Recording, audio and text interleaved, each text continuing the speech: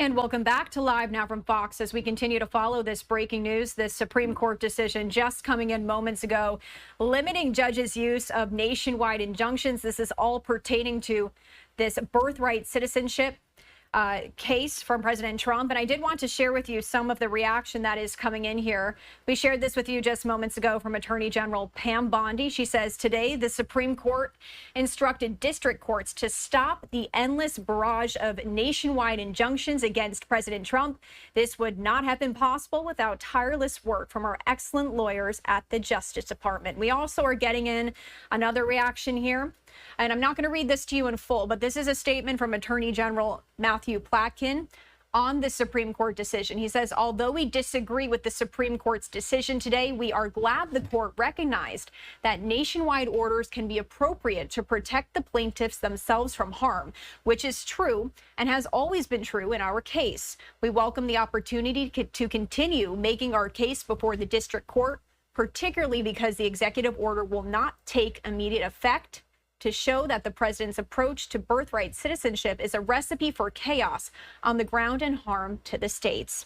I do want to bring in Ken Gray from the University of New Haven to join us live to break this all down. Ken, thank you for being here on such short notice. And I think there's just a lot of questions as to what this means. It seems like a partial victory was handed to President Trump, but we still don't really know the future of all of this, right? That's absolutely right. So this is not a decision by the Supreme Court on birthright citizenship. Instead, what this is it's a slapdown of federal judges to stop them from issuing these large-scale injunctions where they are challenging the president's executive order's abilities. And so what they ruled is that they've decided that in this case, the federal court likely exceeded the equitable authority that Congress has given to the federal courts. The federal courts don't exercise general oversight of the executive branch. They resolve cases and controversies consistent with the authority Congress has given them. This is according to Justice Amy Coney Barrett. She wrote that when a court concludes that the executive branch has acted unlawfully, the answer is not for the court to exceed its power too. So this is saying that this matter should work its way through the court system to have an overall decision on birthright. But to file an injunction that is general across the country is not within the power of the federal court for just the federal court. That's something that is at a much higher level.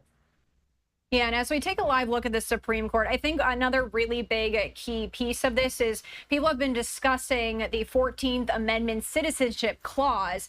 Now, for our viewers who may not be familiar with that, it was the Supreme Court decision from 1898, the United States versus Wong Kim Ark, and the court held that the only children who did not automatically receive U.S. citizenship upon being born in the U.S.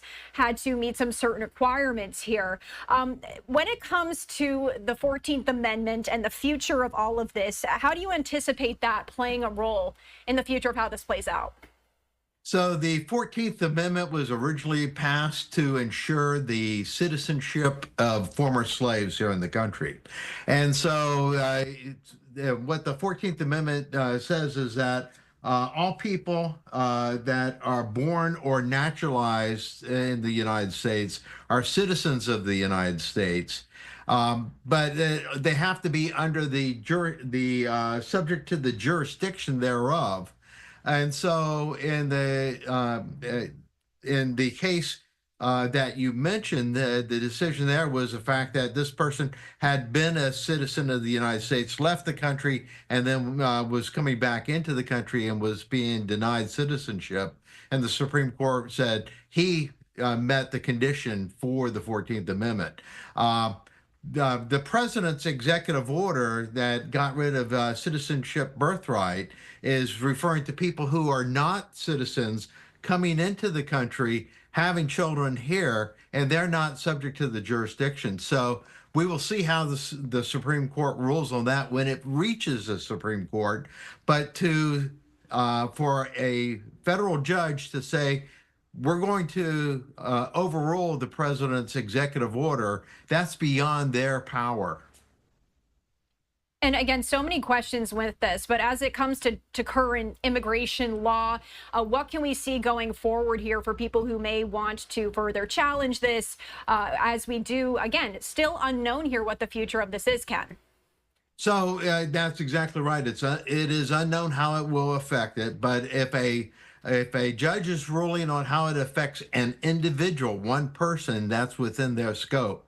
But if they are trying to issue a nationwide injunction, that's beyond their scope. That's what the Supreme Court ruling is only ruling on today. But we've seen a number of different cases here in the recent months where federal judges have issued nationwide injunctions challenging the president's ability to issue executive orders. The Supreme Court has slapped that down with this ruling.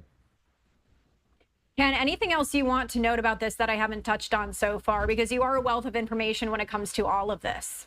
Yeah. Again, this is not a ruling on birthright citizenship. Right. That is working its way through the courts. And this does not address that. What this addresses is the federal court's ability to issue nationwide injunctions.